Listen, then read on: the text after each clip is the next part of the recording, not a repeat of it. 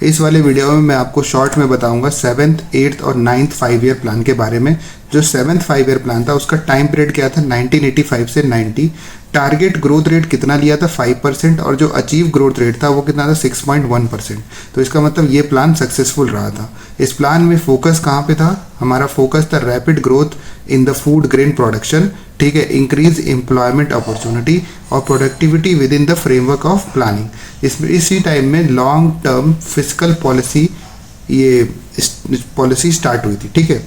और इसी टाइम में जो 3 ईयर एक्सपोर्ट इंपोर्ट पॉलिसी उसको भी अनाउंस किया गया था फॉर द फर्स्ट टाइम, ठीक है। इस प्लान को हम लोग इंफ्रास्ट्रक्चर प्लान भी बोलते हैं।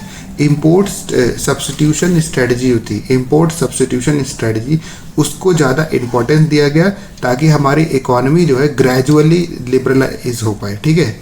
मतलब ये प्लान से gradual liberalisation of Indian economy start हो गया था। इस प्लान के टाइम में क्या क्या हुआ, इस प्लान के टाइम में ऑपरेशन ब्लैक बोर्ड लॉन्च हुआ था 1987 में, ठीक है। और सेबी का इस्टेब्लिशमेंट हुआ था, कब हुआ था 12 अप्रैल 1988 को हुआ था एज ए एग्जीक्यूटिव बॉडी। फिर आप देखोगे नेशनल लिटरेसी मिशन ये लॉन्च हुआ था कब 5 मई 1988 को।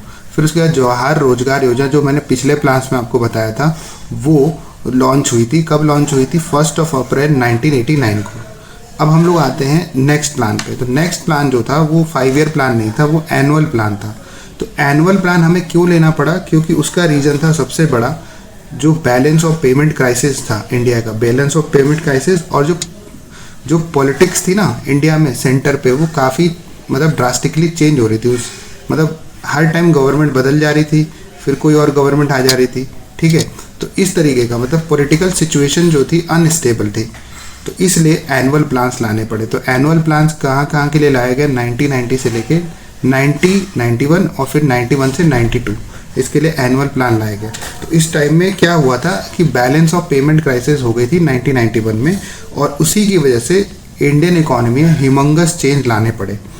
और इसी टाइम में आप देखोगे इस एनुअल प्लान के टाइम में क्या हुआ कि एक टैक्स रिफॉर्म कमेटी फॉर्म हुई जिसको हम लोग क्या बोलते हैं राजचेलियन कमेटी बोलते हैं। ये कब फॉर्म हुई थी, अगस्त 1991 में फॉर्म हुई थी।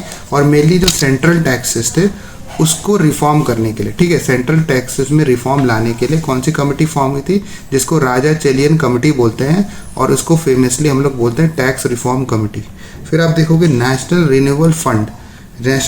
रिन्यूअल फंड को बनाया गया था कब, फरवरी 1992 में बनाया गया था। और ये क्यों बनाया गया था, क्योंकि एक तरह से सेफ्टी नेट मतलब बन पाए ये कौन से सोशल वर्कर्स के लिए। क्यों, क्योंकि जो उस टाइम में जो टेक्नोलॉजी एडवांसमेंट इन टेक्नोलॉजी हो रही थी उसको मतलब वो लोग कोप अप कर पाए, ठीक है, जो सोशल वर्कर्स थे।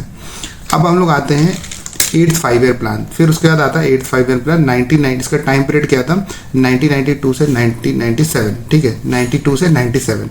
इसमें टारगेट ग्रोथ रेट कितना लिया गया था 5.6% लिया गया था, और जो अचीव ग्रोथ रेट था वो 6.8% था। इसका मतलब ये भी प्लान सक्सेसफुल रहा।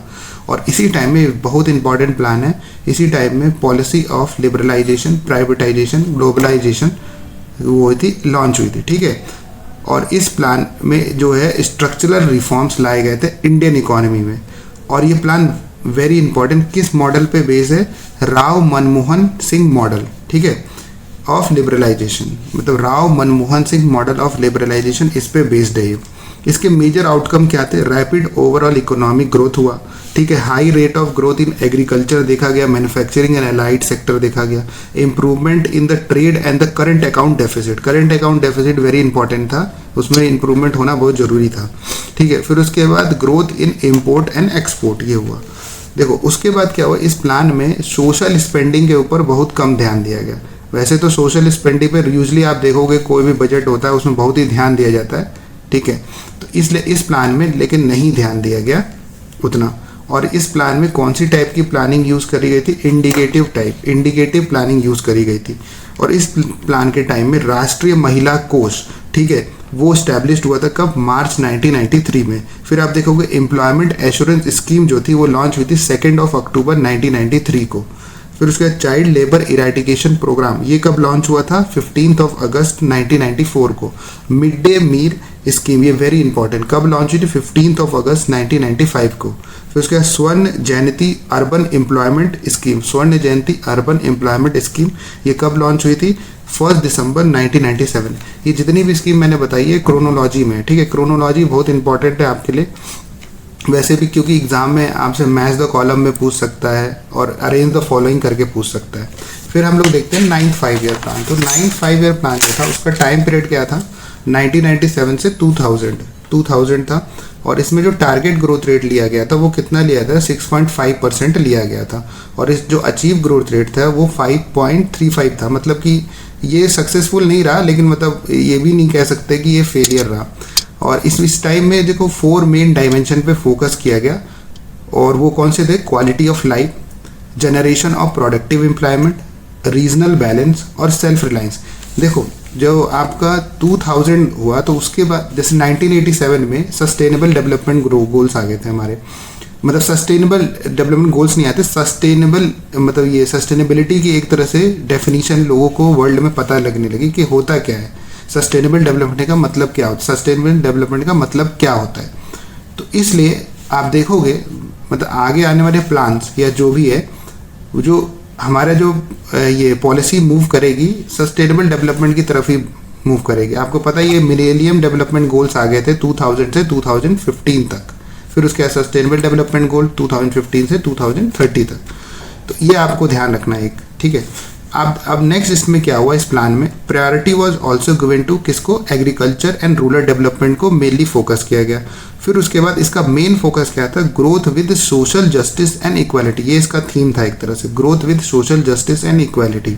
उसके बाद इसमें प्राइवेटाइजेशन ऑफ पब्लिक सेक्टर पे भी शुरू हुआ, इस प्लान में प्राइवेटाइजेशन ऑफ पब्लिक सेक्टर में शुरू हुआ। और इससे जो पहले प्लान था मतलब 8th 5 ईयर प्लान में, उसमें डिसइन्वेस्टमेंट मतलब स्टार्ट हुआ था, ठीक है। डिसइन्वेस्टमेंट का मतलब पहली बार इन्होंने यूज़ किया था। और ये privatisation of public sector units ये कब किया गया था? 9th 5 ईयर प्लान में। डिसइन्वेस्टमेंट किससे रिलेटेड है? 8th 5 ईयर प्लान से। अब इस प्लान के टाइम में क्या होता? स्वर्ण कुछ स्कीम्स लॉन्च हुई थी, स्वर्ण जयंती ग्राम स्वरोजगार योजना, ठीक है। स्वर्ण जयंती ग्राम स्वरोजगार योजना कब लॉन्च हुई थी? 1 अप्रैल 1999 को। फिर उसके बाद प्रधानमंत्री ग्राम सड़क योजना, ये कब लॉन्च हुई थी? 25 दिसंबर 2000। ध्यान रखना इंपॉर्टेंट है। अंत्योदय अन्न योजना, ये भी 25 दिसंबर 2000 को लॉन्च हुई थी। फिर उसके बाद सर्व शिक्षा अभियान, ये कब लॉन्च हुआ था? 2001 में। तो ये हो गए आपके 3 5 ईयर प्लान। कौन कौन से हो गए? आपके 7th 8th और 9th। फिर अगले वाले आने वाले वीडियो में मैं आपको 10th हो गया, 11th हो गया और 12th आखिरी था, उसके बाद फिर नीति आयोग आ गया था, ठीक है। तो आपको देखो इन प्लान्स में क्या ध्यान रखना चाहिए, मेनली आपको ध्यान रखना है जो मैं आपको क्रोनोलॉजी बता रहा हूँ स्कीम्स, उसके बाद कोई थीम था प्लान का वो ध्यान रखना है, कोई इंपॉर्टेंट डायमेंशन था या मतलब फोकस था उस प्लान का, स्पेशली कुछ हुआ था उस टाइम में, वो भी आपको ध्यान रखना है इवेंट को, ठीक है। सो थैंक यू, मिलते हैं अगले वीडियो में।